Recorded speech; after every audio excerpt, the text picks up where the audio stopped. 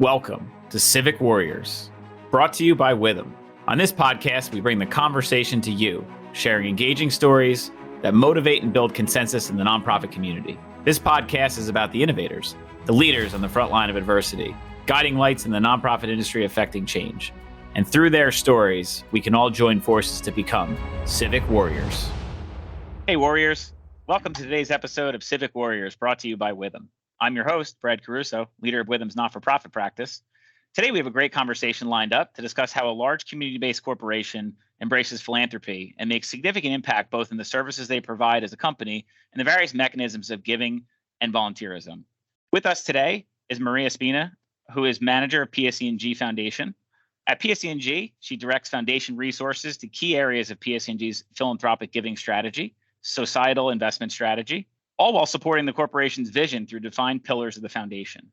Maria plans, creates, and facilitates societal investment strategies through philanthropic giving and works with key strategic partners that aim to empower underserved communities through social and environmentally sustainable activities while strengthening the PSEG brand. Maria establishes and fosters strategic external partnerships, liaisons with and supports senior corporate officers and the PSEG Foundation board. And also outside of the foundation work, she's also very active in the not-for-profit community and serving many other community-based organizations, such as the Board of Council of New Jersey Grantmakers, Partnership for a Drug-Free New Jersey, and Volunteer Center of Bergen County, and serves in several other advisory-related roles. So needless to say, she certainly is a true community advocate, has a wealth of knowledge in the not-for-profit community, and is a true civic warrior. So with that being said, Maria, welcome to the show. Thank you, Brad. Pleasure to be here. Awesome.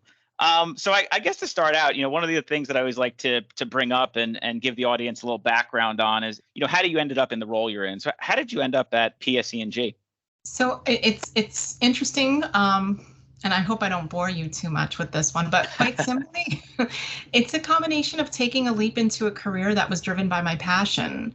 I think, if you ask anyone that question, what made you decide on this career, the answer isn't always direct. We end up on paths that in the moment do not seem to make sense, or we're driven to explore what else is out there. And then suddenly you end up on a different path that makes you self-reflect, and all those decisions actually did make sense. And that's exactly what happened to me. So I'm gonna start a little bit on a journey to kind of put it all into perspective for you. And this is really, telling the story of my passion. As a teenager in the 80s, I saw firsthand the fear surrounding the AIDS epidemic, around the unknown and around human interactions. And I felt compelled to learn as much as I could and how I might contribute to stopping the fear that too often followed. And I channeled that passion for understanding and helping into a project in 7th grade, which allowed me to win the Hudson County Science Fair. And while I was pleased to win, mostly I was pleased to help better the world at such a young age. I felt really compelled by that. As an older teenager and a young adult, my family was faced with some unfortunate news where my mom learned she had cancer. And oftentimes the information we received about her illness, the available resources, came from patient advocates from the American Cancer Society and other local organizations. And I always appreciated that because in moments of that overwhelming fear and uncertainty, it was comforting to know that there were nonprofits available to help cancer patients and their families. Years later, as a young mother, I had a job at a local community hospital in Jersey City, managing their foundation's financials and writing federal and state grants for mental health and substance abuse programs, and administering those funds, and as well as community initiatives. And this was a deeply poignant job on one end, to know that there was such a tremendous need for services in the city and the county, learning of all the touch points of substance abuse and the intersections of mental health and the children and families impacted by these diseases. There certainly was and still is more need than there are resources available. In 2012, I came across a job actually on a nonprofit website called Idealist. It's a social impact nonprofit job posting site. And having that positive feeling about PSEG as a place that I had an interest in working for, I was fortunate to get an interview for the position. And sort of a little side story there, my interest to work for PSEG actually developed later in life. My father, who is now a retiree of PSEG, would always encourage me to apply for positions. And of course, like most of us, we don't listen to our parents and we want to seek our own journey. And for me, after college, that was in entirely different industries of the luxury goods and financial industry. Anyway, when I was younger, we would always participate in the annual March of Dimes walk, which PSEG has been a major supporter and funder of for decades. And I participated in those walks, fundraising, and actually walking. And through my family, I would always hear about PSEG and its commitment to the community. Fast forward now, I've been with PSEG for 11 years and on the other side of philanthropy. So I kind of experienced from that passion the side of being on the nonprofit sector, but still in a nonprofit role, but for a corporation. And as the manager of the PSEG Foundation, I find our ability to support the community rewarding. And I'm grateful that my passion for helping others has developed into my career. And I'm proud to work for a company that values the importance of being an involved citizen, making a difference in the lives of so many. That's phenomenal. And just hearing that story, I think brings it all together. And it's also helpful too for, those that receive grants from the organization, that obviously you're a big part of, like knowing how much you care and why you care about the community you serve or why you care about the constituents you serve, and realizing that the foundation world and the servicing for not-for-profits serve in that community. And I can tell you recently we went through a fundraising campaign for the Leukemia and Lymphoma Society. It did a whole big, fundraiser. They have this Visionary of the Year program. And, I learned so much from some of the individuals that they provided services to. I learned from their own advocates or the own individuals internally, and how much support they provide in the uncertainty of that event. And I think sometimes people always wonder, where do the dollars go? But when the more and more you hear stories like that, you realize these organizations do so much good, and that's why people give to them. And I think it's great that you have that background to appreciate what those nonprofits do. And I guarantee it adds to the power of the money that you give and makes people feel so appreciated when you're working with them. So that's phenomenal hearing your backstory. Love it. Absolutely. And I think you need that level of empathy to really understand, the impact that these organizations are having in our communities. And that isn't always easy, especially when you are working for a foundation and wanting to be in a position to help support and kind of being limited sometimes from a resource standpoint. But certainly it puts it all into perspective. Yeah, and you can't help everybody, which is the hard truth, right? Like you want that, and then you hear all these great stories, you want to help everyone, and you realize you can't. But you also realize that, yes, but the good that we do is certainly very valid and important in the world. So I jumped right into it in the beginning, but I guess maybe taking a step back about PSEG itself. And, I'm a firefighter by trade outside of being a public accountant by day. So, I encounter PSEG all the time, and it's, second nature to me. Some of our listeners may not always encounter PSEG, other than knowing they keep the lights on. But I guess for a quick refresher, maybe provide a little bit more background on the corporation itself. Who do you serve? What communities are you in? Sure. So a little history, PSEG was founded in Newark, and we're headquartered in Newark. In fact, we're celebrating our 120th anniversary this year, so founded in 1903. PSEG is a publicly traded diversified energy company and one of the 10 largest electric companies in the U.S. We have a family of companies, so most folks in New Jersey know us as Public Service Electric and Gas, PSEG. And we're New Jersey's largest provider of electric and natural gas service, serving 2.3 million electric customers and 1.9 million gas customers. We also have PSEG Power, and it's an energy supply company that integrates the operations of its nuclear generating assets with its fuel supply functions. We also have PSEG Long Island, which we operate the electric transmission and distribution system of the Long Island Power Authority for 1.1 million customers. And we're also viewed as an infrastructure company focused on a clean energy future, powered by a diverse, dedicated, and highly skilled workforce. And I think one of the things too, obviously very community-based, New Jersey is obviously a significant market, but you're in other locations. And, the way I always look at PSEG, interestingly enough, and I think this is from a first responder, is that, everyone thinks of first responders as police, fire, EMS. And the fourth first responder is public service, electric, and gas, yes. Because every time we're on calls, people are like, oh, firefighters, you do all this stuff. I'm like, the second there's an electrical problem, who do we call? Right. We don't touch electricity because it's dangerous. And if everyone out there doesn't know, electricity is extraordinarily dangerous, and you should not ever touch it unless you're a professional. But it's interestingly enough, you're definitely the first responders in the world, and any major incident, major hurricane, disaster, these folks work around the clock. And I think a lot of people lose sight of that sometimes. And I think it also adds into what we're going to talk about too, about how you approach giving back to your communities. But the other thing too that everyone should be conscious of is always thank your PSEG folks out there. Always thank your, the people that keep the lights on for you, because at the end of the day, especially in natural disasters and events, they work around the clock and do a lot of good. So, but appreciate that backstory. I think it gives the listeners a little more understanding of the corporation itself. So diving in, many of us out there hear about corporate philanthropy, social responsibility, how corporations give back to their communities. There's obviously many ways. How does PSEG approach corporate social responsibility? How do you view your core kind of like ethics and values towards giving back to your community? Yeah, Brad. And actually, just quickly touching on the statement you just made about being a firefighter. In fact, one of the things that we value too is that such a significant level of our workforce also volunteers on their time with their local community as firefighters as well, and first responders in many different ways. And so it was interesting to hear your connection there, because it's nice to know that we're viewed in that light, but also our employees also commit to the community that way.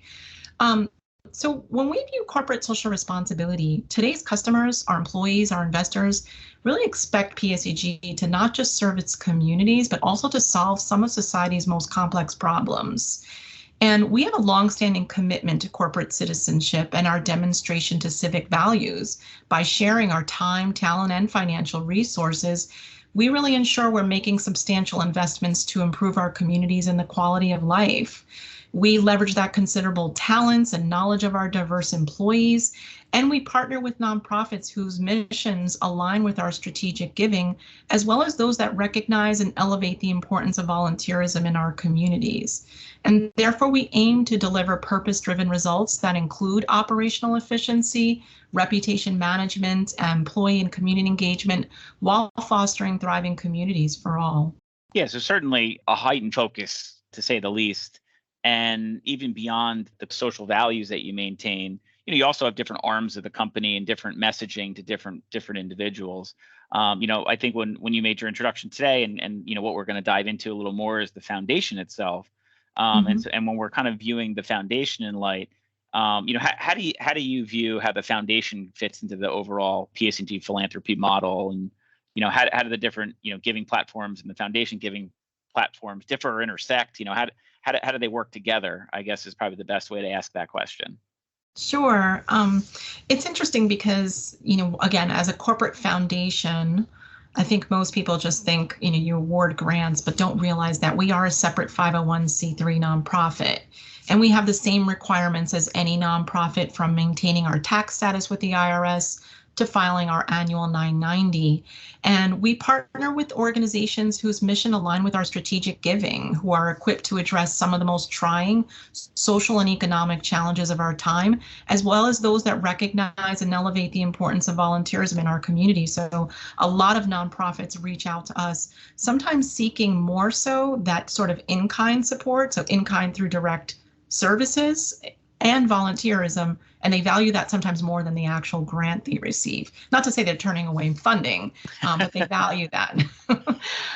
So we're active in the community, from philanthropic giving to our employees serving on boards, to an active workforce that's always seeking opportunities to volunteer, mentor, and help in our communities.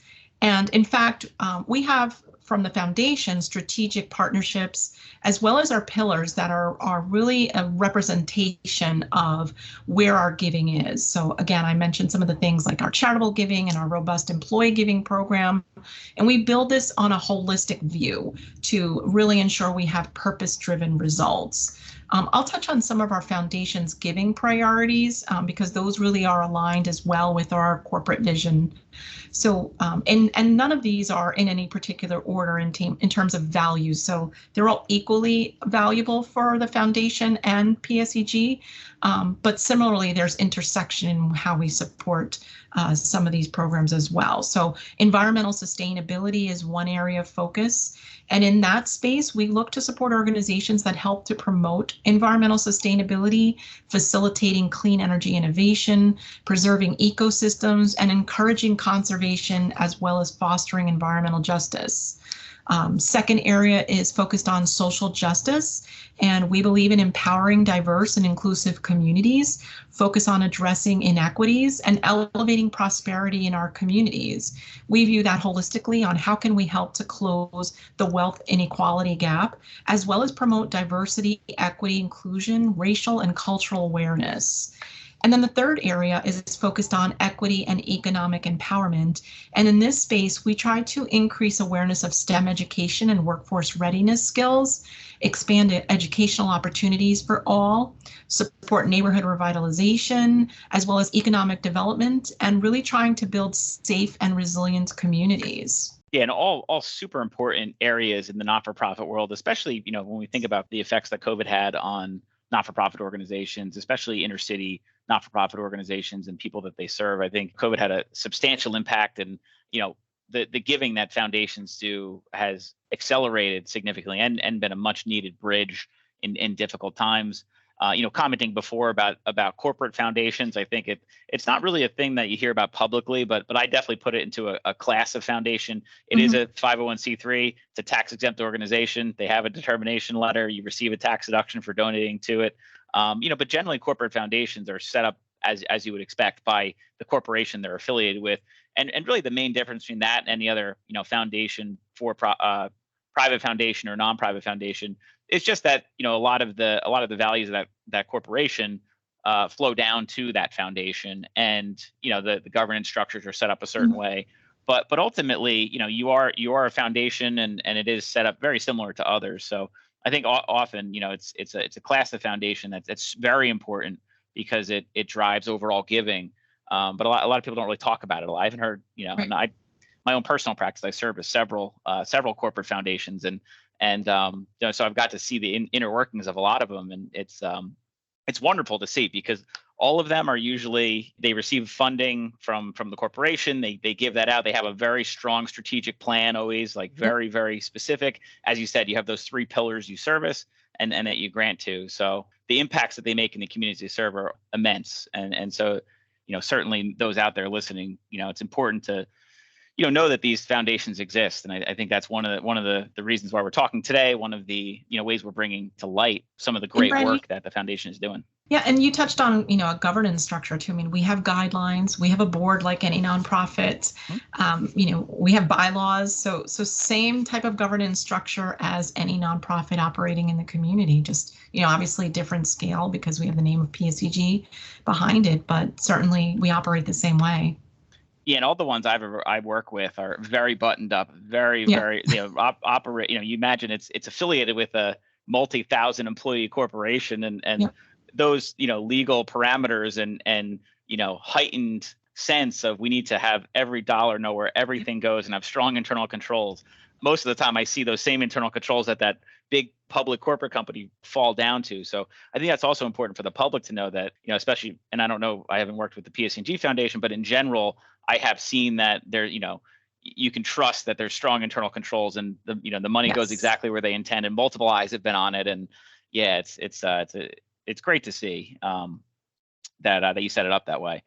So I guess diving into a couple, programs you have, I think it's great to hear about the work you've been doing. There's been press releases, and I know, we spoke before this a little bit about it, about your Neighborhood Partners program. And so I was wondering if maybe you can go into a little further detail about the program, kind of the why behind, awarding those gifts, and a little more detail about the program itself. Sure. So each year, the PSEG Foundation releases the Neighborhood Partners Program, which awards grants that range from $500 to $15,000. And this is really focused on grassroots community-based organizations that address inequities and inequalities in under-recognized communities throughout PSEG's service and operating territory. The past few years, we've allocated $1 million in funding from our annual budget to be dedicated specifically to the Neighborhood Partners Program. And we're actually approaching our 10-year anniversary of this program. Since the inception of it, the foundation has made great strides with affecting equitable change in the community. communities it serves. And we really try to partner with organizations that are transformative, leading changes on issues impacting our communities, and working towards collaborative solutions. So as I said, 10 years strong, and there certainly is a need from the community. We've seen this program grow in terms of, from an outreach standpoint, where we had a few hundred organizations to the number just keeps growing each year. It's amazing. We see, it's sort of this bittersweet moment of there's so many organizations reaching out to us requesting funding for their projects, but at the same token, it's so heart-wrenching to know that there's so many organizations and communities in need. Yeah, and the list I'm sure is growing too. From the program itself, what areas do you see where funding is usually needed the most? I'm sure you review a lot of applications. I'm sure that a lot of information crosses your desk. When you're reviewing that and seeing what the needs are, where do you see kind of the more common needs or the more common requests that you're getting for funding?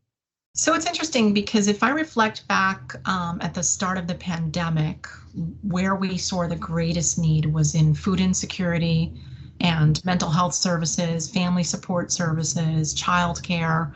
Those were kind of the core areas in 2020. The programs that we support have sort of shifted a little bit over the years, but I'd say that still remains strong, that food insecurity, mental health services, career, workforce skills, those are really the areas of need that we're seeing in our communities. I've definitely heard similar things. I think throughout all of the government funding packages that came out, I think a lot of those government funding packages were designed to address some of those areas.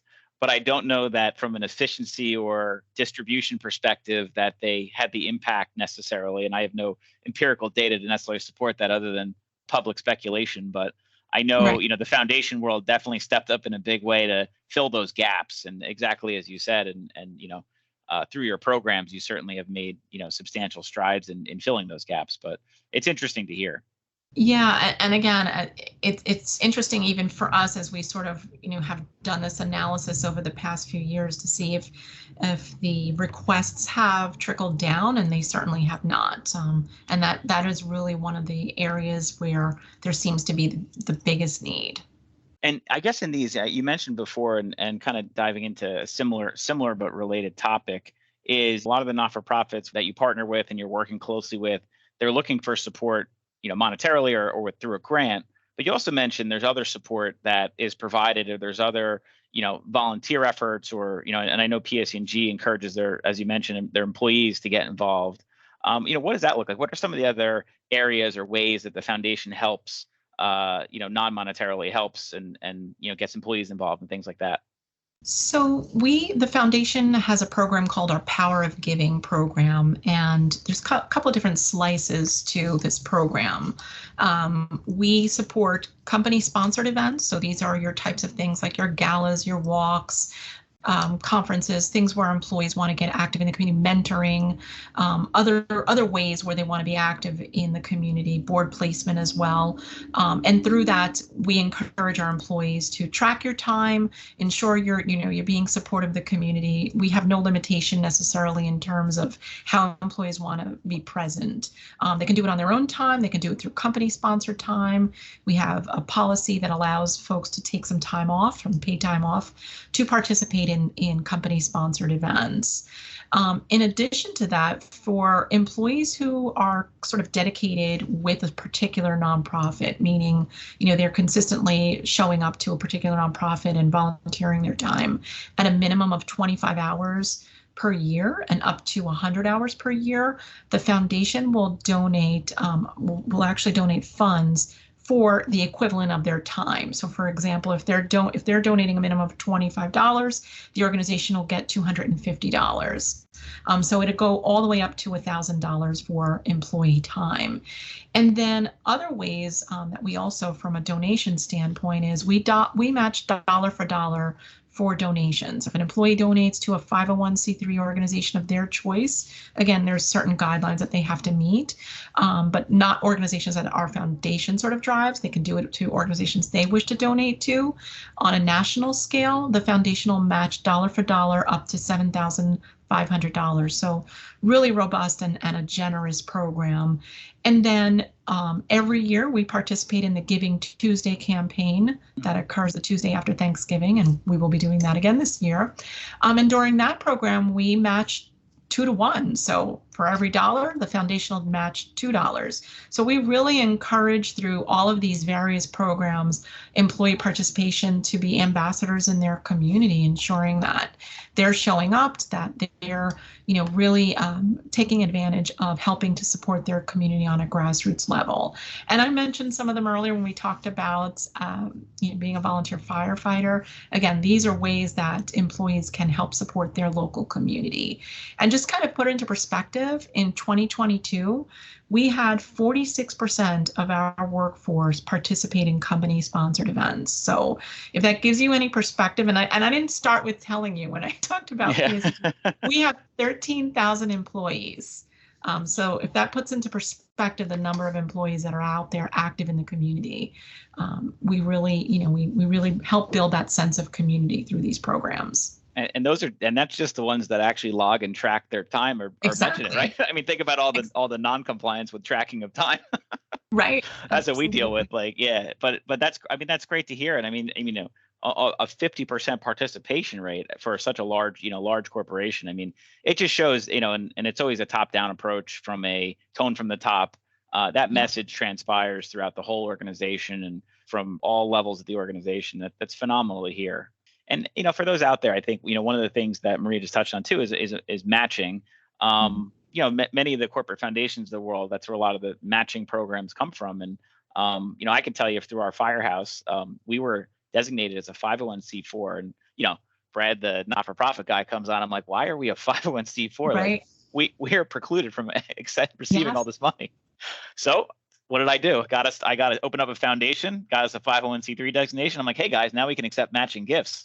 That's excellent. You can thank me later. But it was a big discussion point because many people don't realize that as a foundation, you can't just go provide money to a C4 necessarily directly, especially the matching programs. Many of them are set up not to get or are set up to give to 501c3 organizations. So that designation, although many people may not always realize it, is actually very important for your not-for-profit, how you're structured. But the matching programs definitely accelerate giving, increase giving.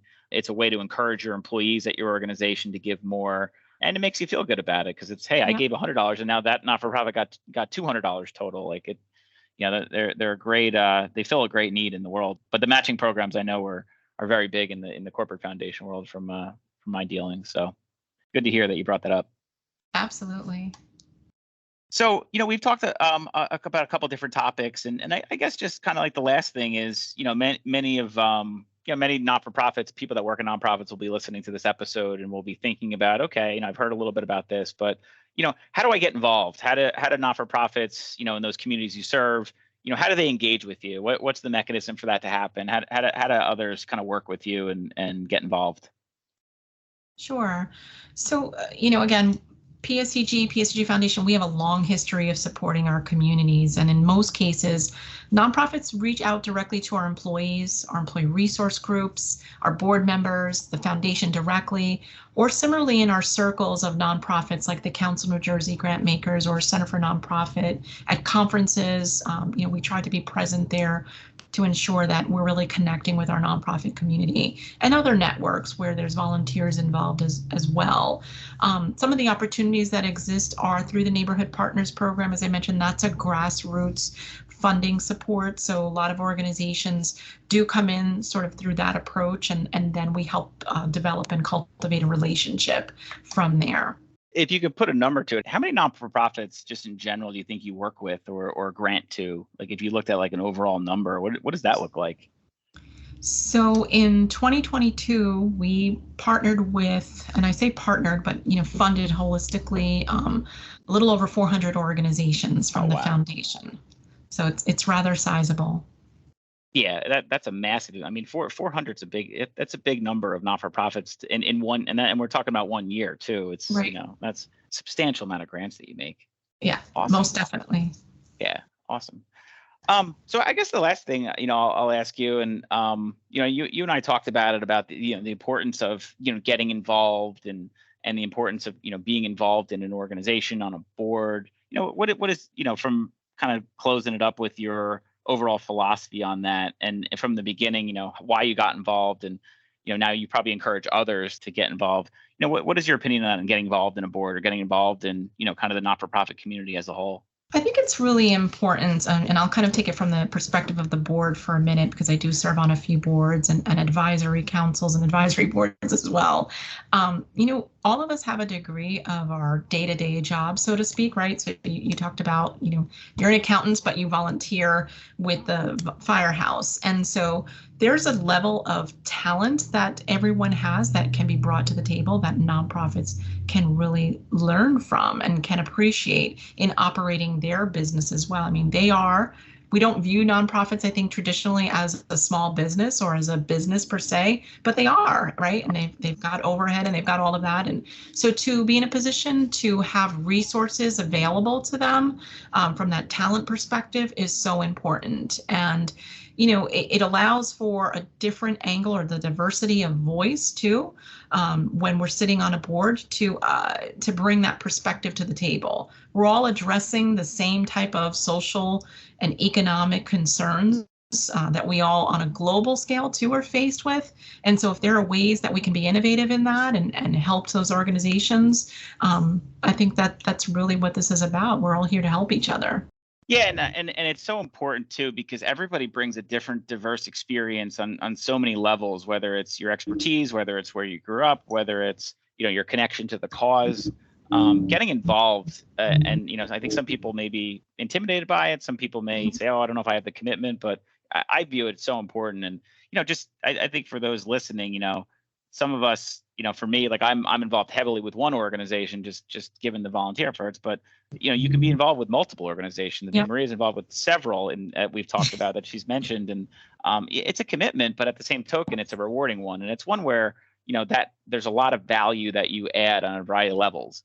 I know a lot of the I get approached every once in a while and say, "Hey, do you have anyone on your team that would want to join that has that CPA experience?" Because to your point, not-for-profits are businesses, and Right. as a business, you have to manage the shop, you have to manage the finance. If you want a grant from PSEG, you probably need to have financials in order, and need to have information to support that. And so if you have a skill set, it's very important to get involved with it, whether it's a trade in accounting, and an attorney, experience in casework. I mean, all of those things, having a board of different thought is important. So I appreciate you sharing kind of how you got involved and some of the places that you're involved with. It's I hope others listen and say, "Oh, I'm going to take this as a catalyst to go do something."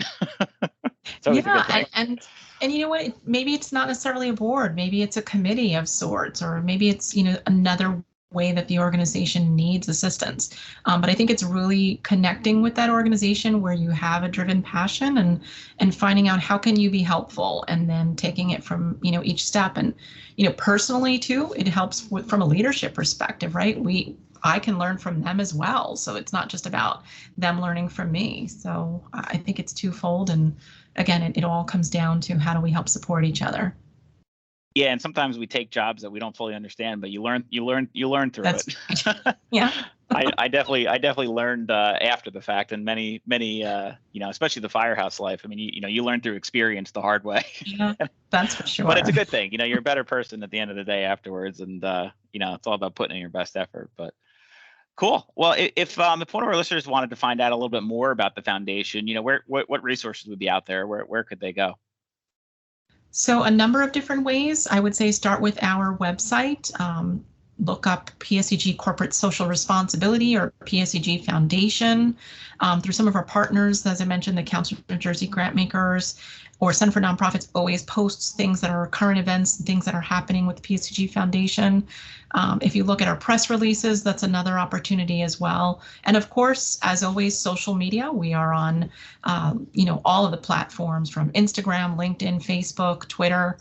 I think I mentioned them all, but we're on all the social media platforms.